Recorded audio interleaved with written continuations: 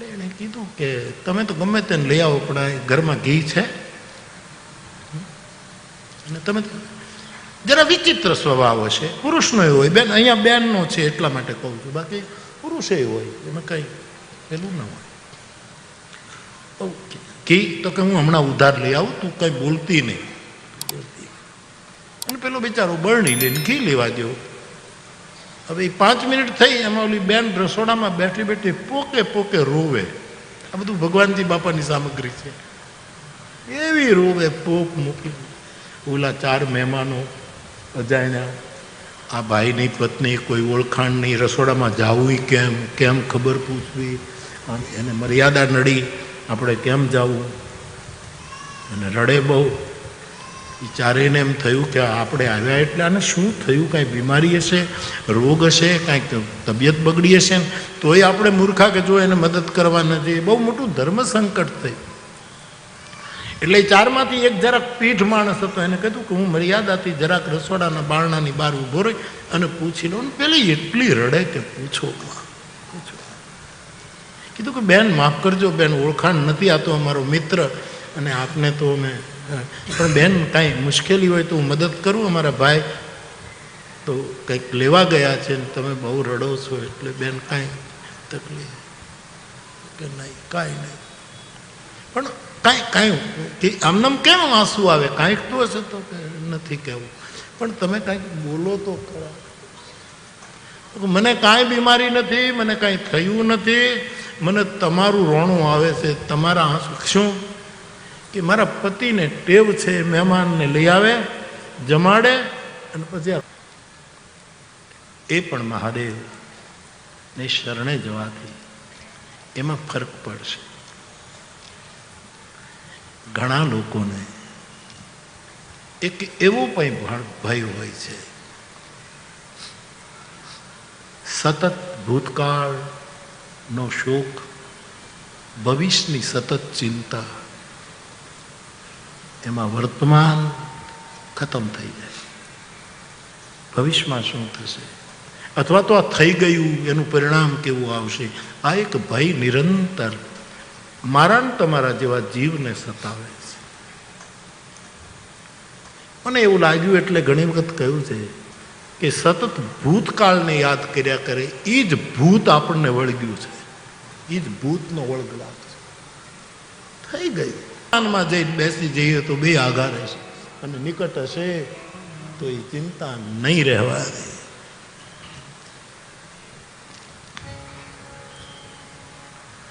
યત પાદાંબુજરેણ વલ્લભ પરંપરામાં કહ્યું છે, એની એક મહાપુરુષની, જગતગુરુની ચરણની રજ તમને ચિંતા અને સંતાપથી હરીને મુક્ત કરી દેશે. એક જ રજ.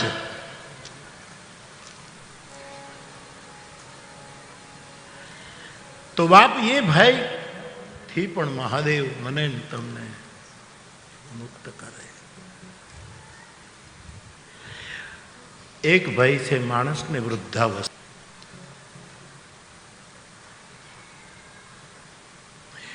ઘણી વખત માણસ ધર્મ ભીરુ બને છે, ધર્મનો ભય લાગે. આ ધર્મનો ભય લાગે છે ત્યારે કેટલા આપણા ગુજરાતમાં બધી જગ્યાએ કેટલા આપઘાતો થાય છે. આજે સુરતમાં જે એક આપઘાત થયો, એક જ પરિવારના 6 ને 7 જણા, જુવાને એના 2 છોકરાઓને, પત્નીને, મા બાપને, બેયને દવા પીવડાવી દીધી, પાછળથી એને પોતે હત્યા કરી.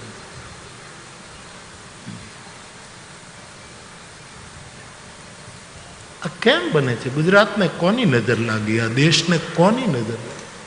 હમણાં થોડા સમય પહેલાં હું જ્યારે બરસામાં હતો ત્યારે અખબારમાં વાંચ્યું કે એક મોટી બેન, એને આ અંધશ્રદ્ધાને લીધે ડાકલા ને આ બધું ચાલતું હતું. મોટી બેને કીધું કે આ નાની બેનને મારી નહીં નાખો ત્યાં સુધી આપણા ઘરમાંથી કકળાટ જવાનો નથી. અને એ હિંસક મા બાપે એની નાની 9 વર્ષની દીકરી, મોટી બેન સ્વયં ધૂણે છે, અને એણે છરી લઈ લઈને એને ચૂંટી નાખી. આમાંથી બહાર આવો માતાજી, મને આમ કરી નાખશે. આવા ધર્મના ભયમાં મારે તો સ્પષ્ટ કે બીવડાવે એને ધર્મ જ ન કહેવાય. અભયમ સત્વ સંશુદ્ધિ, અભય આપે એનું નામ ધર્મ નામે બહુ. અને એમાં એમાં મોટા મોટા કહેવાતા બધા ધર્મોએ બહુ બીક બતાડી છે લોકોને. આમ નહીં કરો તો આમ થઈ જશે, આમ કરો તો આમ કરી જશે. વ્યાસપીઠ ભય મુક્ત કરવા માટે છે, ભયભીત કરવા માટે. કારણ કે હું જાણું છું કે આ વ્યાસપીઠ મહાદેવની વ્યાસપીઠ છે. આનો પહેલો પ્રવક્તા મારો ભૂતનાથ છે, મારો મહાદેવ છે, કૈલાસપતિ છે. એ ભય અને મહાવીર જબ નામ સુનાવે ભૂત પિશાચ નિકટ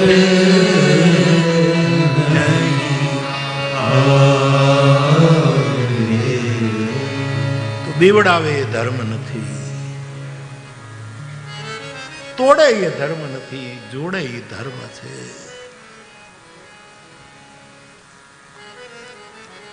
અને એને ઘણી વખત મેં એવું સાંભળ્યું છે, ઘણા વડીલો પણ એવું સભામાં ક્યારેક ક્યારેક બોલે છે કે આપણે ધર્મ ભીરું રહેવું જોઈએ. હમણાં જ મેં એવું એક સેન્ટેન્સ સાંભળ્યું. એને આખી મારી સભાને આ સલાહ હતી. મારી સભા આને મેં મોટા કર્યા છે સાહેબ, ચોપાઈઓ પીવડાવીને. ક્યારેક ક્યારેક કોઈક આવી જાય ને હલો કરી જાય છે, ખોટા વિચારો ના હલો કરી. આપણે ધર્મ ભીરું બનવું જોઈએ. હવે એના માટે મેં આટલા વર્ષો કાઢ્યા કે ધર્મના ભયથી મુક્ત થાવ. ધર્મના ભયથી. ધર્મ ડરાવશે તો અધર્મ તો મારી જ નાખશે, જીવતા નહીં રહે. વિચાર. માતાજી બહુ દયાળુ છે, મહાદેવ બહુ દયાળુ છે. ડરવાની જરૂર નથી. એક મોટી બેન નાની બેનને મરાવી નાખી, અને એ પણ ગાંધીના ગુજરાતમાં, સરદારના ગુજરાતમાં, મોરારી બાપુના ગુજરાતમાં.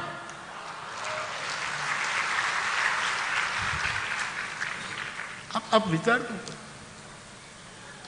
સવારમાં જ મેં સુરતમાં 6 જણા ઢળી ગયા. કારણો શું હશે ખબર નથી.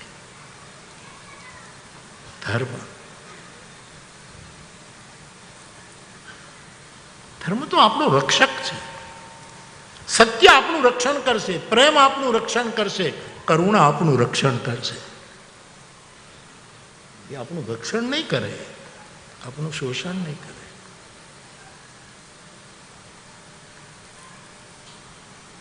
આ છોકરાઓ વગાડે ગાય એનું સંગીત એનો ધર્મ છે. એ ધર્મને જો બરાબર પાડે તો ખરે સમયે ધર્મ આડો આવીને ઊભો રહી સાહેબ.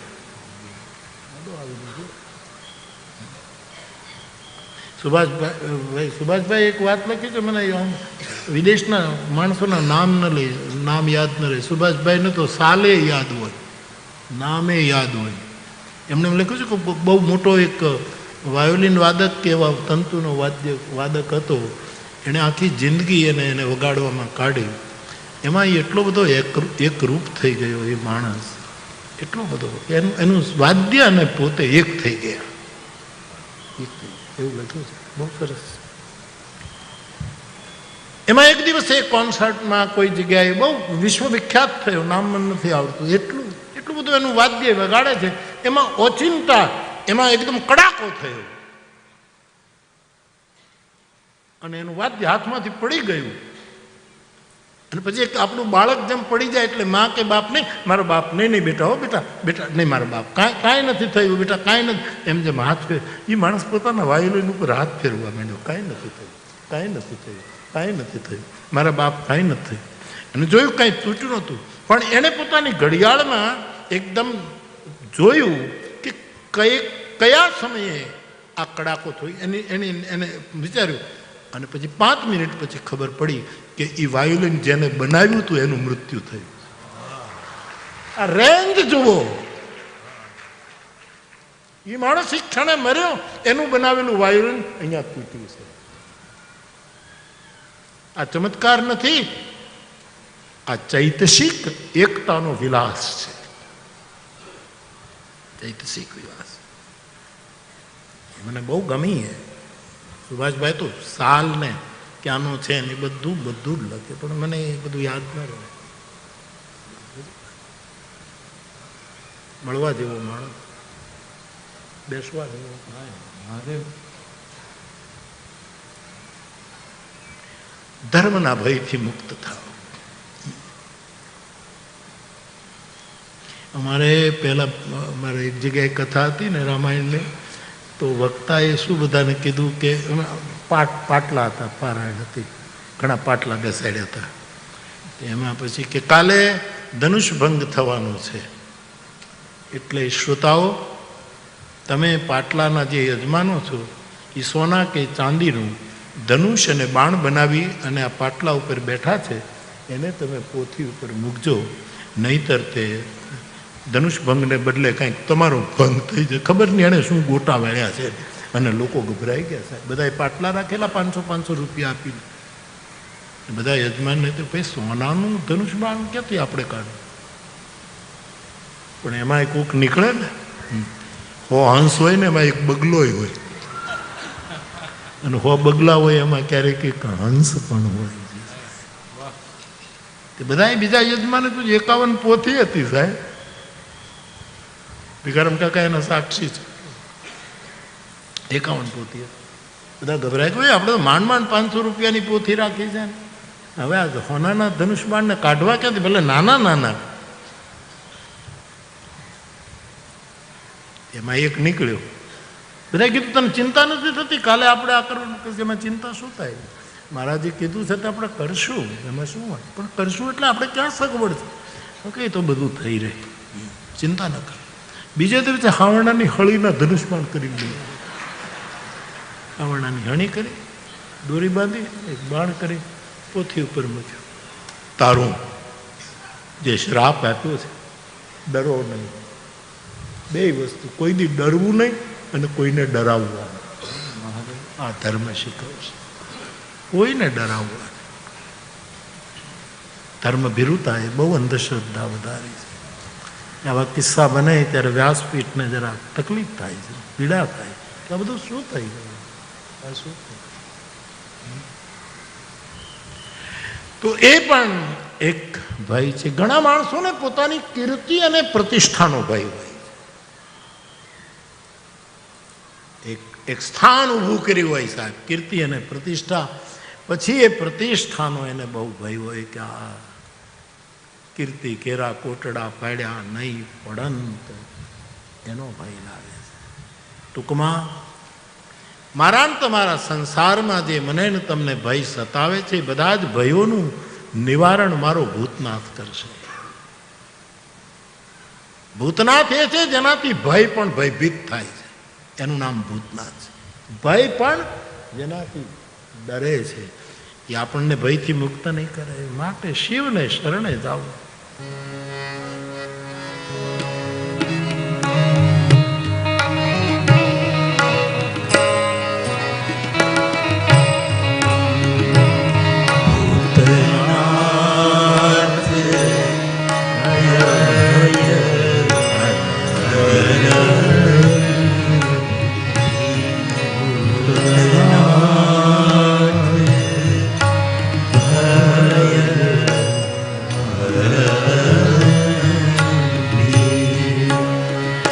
આમ તમને કોઈ લાલચ નથી આપતો, પણ જેના ઉપર કરજો થઈ ગયો હોય એને પછી આપઘાત કરવાનો વિચાર નહીં કરવાનો.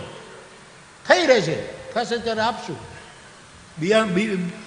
આપી દેવું જોઈએ, સમયસર આપવું જોઈએ, જે રીતે નક્કી કર્યું આપી. પણ ભય કરીને મરી ન જવાય, આપઘાત ન કરાય, છોકરાઓને ગળા ટૂંપો ન દઈ દેવાય. ઉધારી ત્યાં કરીને આનો શું ગુનો છે? નિર્દોષને મારી નાખે છે એ શું કામ કરે? શંકર પાસે જતો રહે, કંઈક ને કંઈક રસ્તો નીકળશે. એક ફ્લેટ હતો, એની સામે બિલકુલ 10 ફૂટનો વચ્ચે રોડ ને સામે ફ્લેટ. એ ફ્લેટ વાળાની બારી, આ ભાઈની બારી સામે ખોલે કરે એટલે એ દેખાય ને આ દેખાય. એમાં સામે વાળો આણે પૈસા લીધેલા એ ત્યાં સામે રહેતો હતો ને આ પૈસા આપી શક્યો નહીં.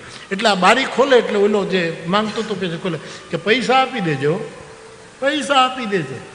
હા, નહીતર તું સમજી લેજે જેવા જેવી તેવી નહીં થાય, ખરાખરી થશે. અને બિચારો આવડો ગરદણી ડરે બીવે. જેવો બારી ખોલે એટલે ઓલો ઊભો જ હોય, જેમ અરીસો હોય એમ હામો જ ખોડાય. તું પૈસા આપી દેજે. હા, શું સમજે તું? અચ્છા બિચારો શું થશે શું થશે? એની પત્ની બહુ સમજ. એણે પોતાની પત્નીને કીધું કે શું કામ ડરો છો? ડરો છો પણ કે હવે શું આ પૈસા લીધા છે, પહોંચાતું નથી ને ધમકી આપ. એક કામ કરો, મને ઊંઘ નથી આવતી, મને એમ થાય બારી ખોલી શકે ઊભો જ હશે, મને ઊંઘ નથી. તમે 1 મિનિટ ઊભા રહો. શું? પત્નીએ બારી ખોલી, પેલો ખોટો વેચાઈ ગયો છે, એકનો એક છે ઘંટ. એની પાસે એક જ વેચાવાનો બાકી હતો જે. તેથી પાછો બાપ લગ્ન થઈ ગયા હોય એનો તો ચીડિયા ચૂક ગઈ ખેત, એની તો કુંડળી નથી. મારો અનુભવ, અભય ભય મુક્ત ત્યારે જ રહી શકાય જ્યારે આપણે સત્યના આશ્રિત હોઈએ. તો જરાક જ અસત્ય આવ્યું એટલે ભય. સત્યનું છોકરું છે અભય. સત્યને ઘરે એક બાળક જન્મે છે, એનું નામ છે અભય. આપણા અનુભવ જરાક આપણામાં કંઈક ખોટું એટલે આપણે જરાક જૂઠું કર્યું એટલે આપણામાં પછી ભલે કબૂલ ન કરીએ આપણે, પણ ભય પેસી જાય.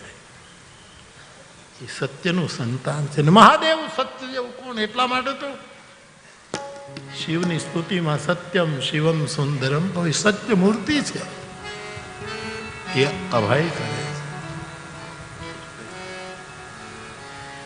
તો થોડાક આપણા જીવનના જે ભયો છે આવા ઘણા તમે તારવી શકો તમારી રીતે પણ. યસ, આપ તારવી શકો.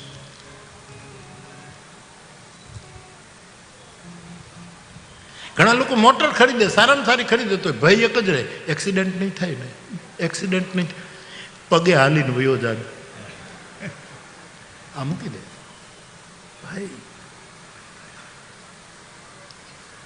આપણે ત્યાં નિર્ભય શબ્દ સંતવાણીમાં આવ્યો છે. નિર્ભય પદ, નિર્ભય પદ, નિર્ભય. નિર્ભય અને અભયમાં બહુ અંતર છે.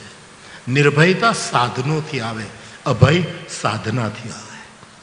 તમારી પાસે બંદૂક હોય તો તમે નિર્ભય હો. ભલે ને કોઈ કામ તાકશે તો મારી પાસે બંદૂક છે, મારી પાસે લાઠી છે, મારી પાસે કુવાડી. સાધન આશ્રિત, સાધનોને આશ્રિત નિર્ભયતા. અભય એ સાધનાને આશ્રિત. મારા હનુમાનજી કહે છે રામજીને કે આ સુગ્રીવ બહુ ભયભીત છે મહારાજ, દીન જાની તે અભય કરી જો. એ પર્વત ઉપર નિર્ભય તો છે જ, કારણ કે વાલી ત્યાં શ્રાપને લીધે આવી શકતો નથી. નિર્ભય છે પણ અભય નથી. અભય ક્યારેક હું નીચે ઉતરીશ ને પકડી લેશે તો મારી નાખશે. એને તમે અભય કરો. અભય શબ્દનો ખાસ અભય પદ, અખય પદ એ આપણા પ્રાચીન ભજનોના શબ્દો છે. અભય મારું કેવું, મેં આ ભૂતનાથને સેવ્યો છે એટલે કેવું.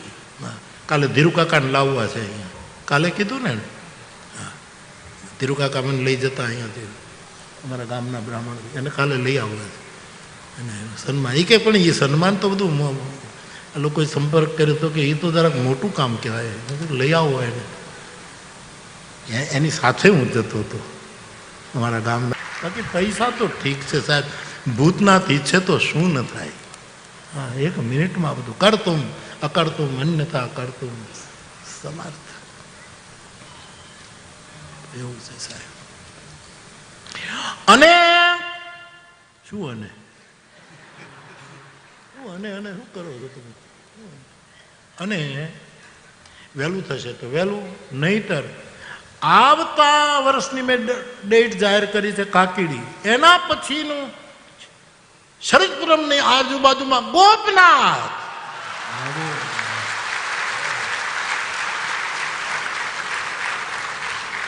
24નો આ જે નવું વર્ષ થાય એની દિવાળીના પહેલા આપણે કાકેડી, અને પછીની 25મી દિવાળી એમાં પછી ગોપનાથ. પછી વહેલું થશે ટ્રાય કરશું. પણ અમારે રમાભાઈનો સંકલ્પ 90% 100% નહીં સાહેબ, આમાં ક્યારે શું થાય? યહાં કલ ક્યા હો કિસને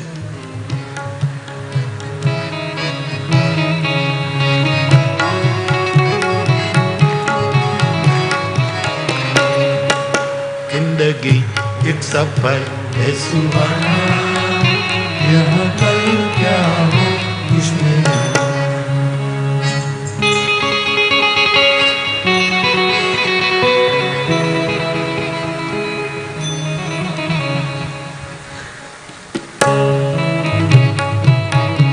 बाप भूतनाथ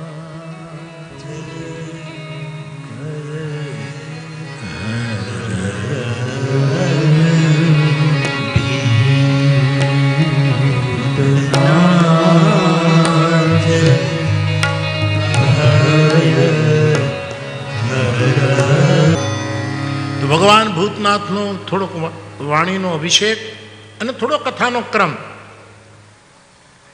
ગઈકાલે આપણે હનુમાનજીની વંદના કરી, ત્યાં કથાને વિરામ આપ્યો હતો. પહેલા